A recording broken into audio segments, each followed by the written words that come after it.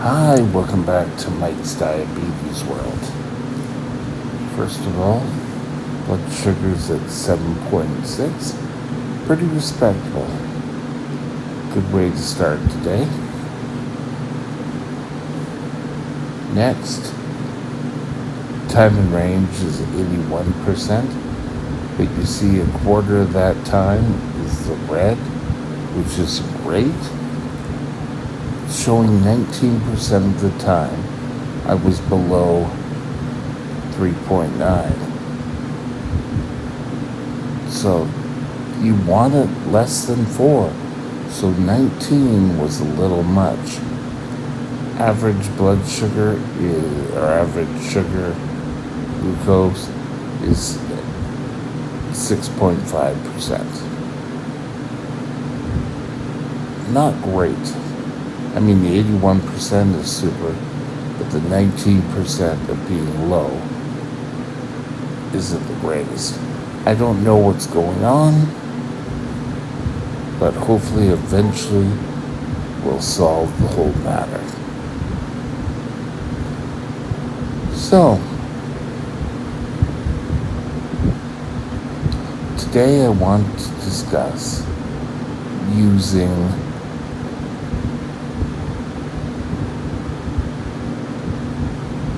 blood sugar as a weight loss tool.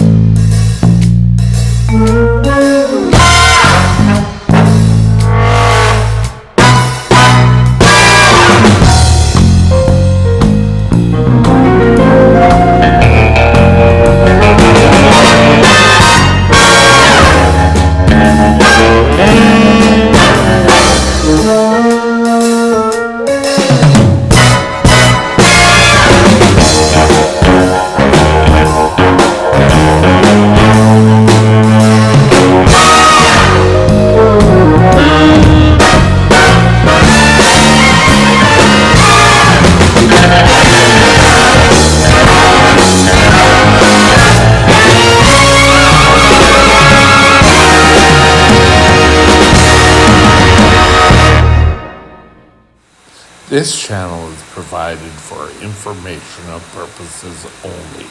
Contact your physician for any diagnostic or treatment plan. Press the like symbol if you enjoyed any part of this video. Thank you. Now, let me start off by saying this. I first do the warning that anything you hear on this broadcast, check it out with your doctor before implementing. With this today, what we're going to discuss is something that could put your body at risk. And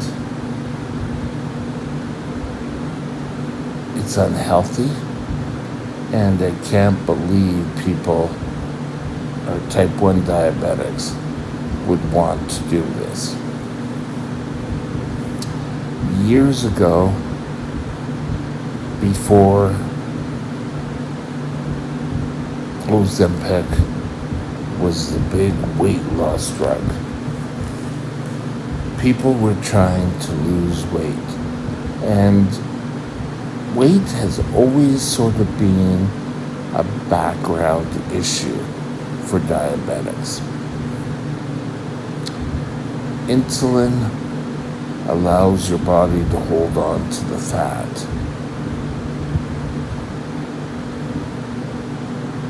And it can be really hard for a diabetic to lose the weight. I can remember seeing articles, and this just drove me crazy. And I hope it's not being followed today. But they took a look at a group, I believe it was high school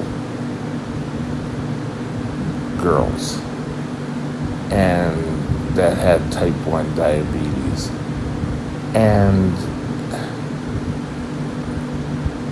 they said, yeah, I would go without insulin. as a form to keep my weight down. If I started to eat and gain weight, I would just stop or cut back on my insulin until I get very sick and thinking, well, I don't know about them, but if I miss my shot, I start feeling like crap. And I'm not at my best. So to think these young women are utilizing their diabetes for weight loss is a terrible idea.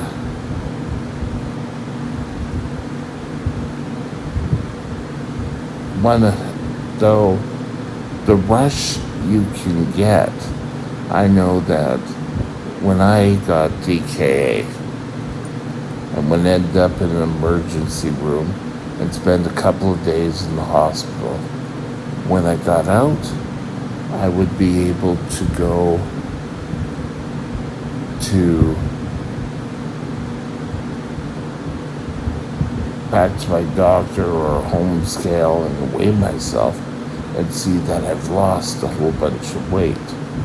Well, that always came back. It's not anything permanent. It's water weight. When you're in DKA, you're peeing out any excess water. Your body is trying to get rid of sugar. And everyone is hearing ketogenesis diets and keto diet, and it doesn't work great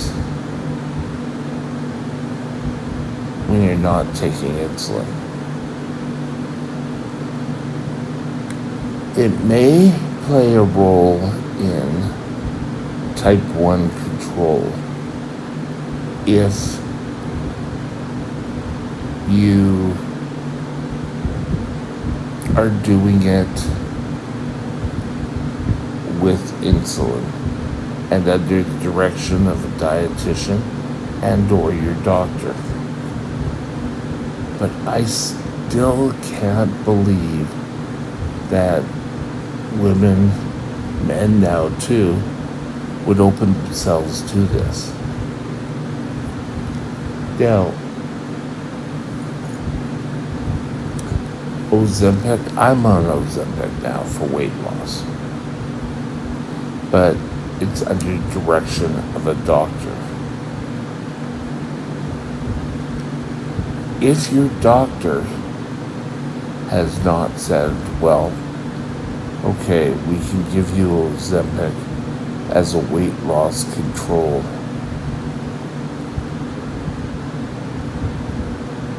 working with the insulin, super. But stopping your medication in order for weight loss is a stupid idea. You're not stupid, but it's a stupid idea to utilize this. If it was that easy, I would have stopped taking my insulin a long time ago. But I don't like, the ongoing feeling of being sick and having to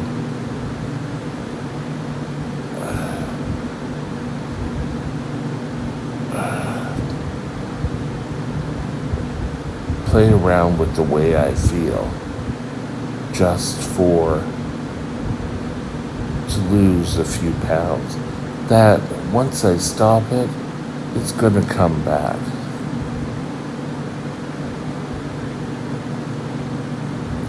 And I also have to think, years ago, about 100 years ago, that insulin has been around, all the people before that who had type 1 diabetes and would have loved the chance to have insulin and to live a normal life, and here you're playing around with it, it just doesn't bode well.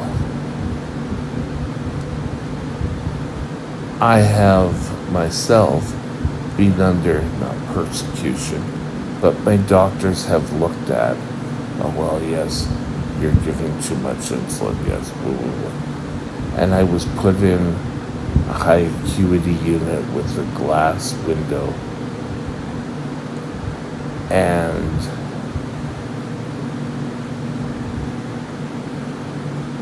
it was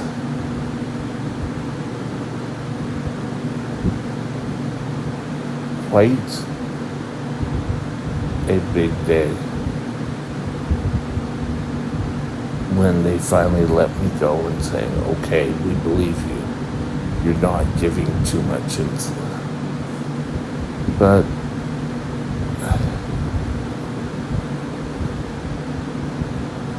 when people play with their doses, and I'm talking playing with just to get weight loss or to say, oh yes, my blood sugars are that great, and that's playing. If you can't take insulin for whatever reason, or if you can't get it because of financial reasons and you have to ration, that's not playing. You have to do what you have to do to keep yourself alive. But I think any other diabetic, when people are caught utilizing insulin or not taking of insulin and playing around with numbers, gives us all a negative credit. And what I mean by that is doctors start to think, oh well, we can't solve the issue. It must be a problem that patient is doing. And you know what? For those of us who can't get tight control, I don't want to feel like that. I don't want to constantly have people second guessing, am I playing with my insulin? I get it here all the time. Right now, as we discussed at the beginning of this video, my low blood sugars, they're taking a look, am I giving too much insulin? You know, it's back to always the patient. There can't be anything else wrong. It's gotta be because of the patient. And if you're playing around, you're adding fuel to this fire.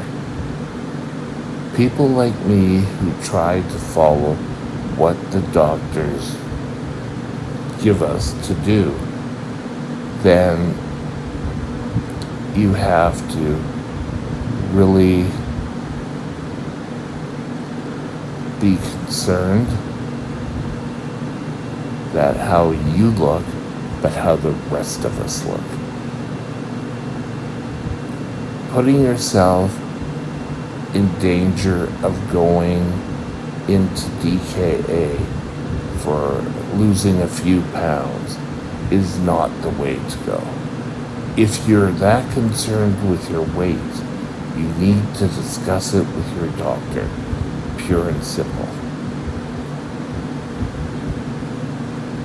Remember, Control Day is coming up, March 17th.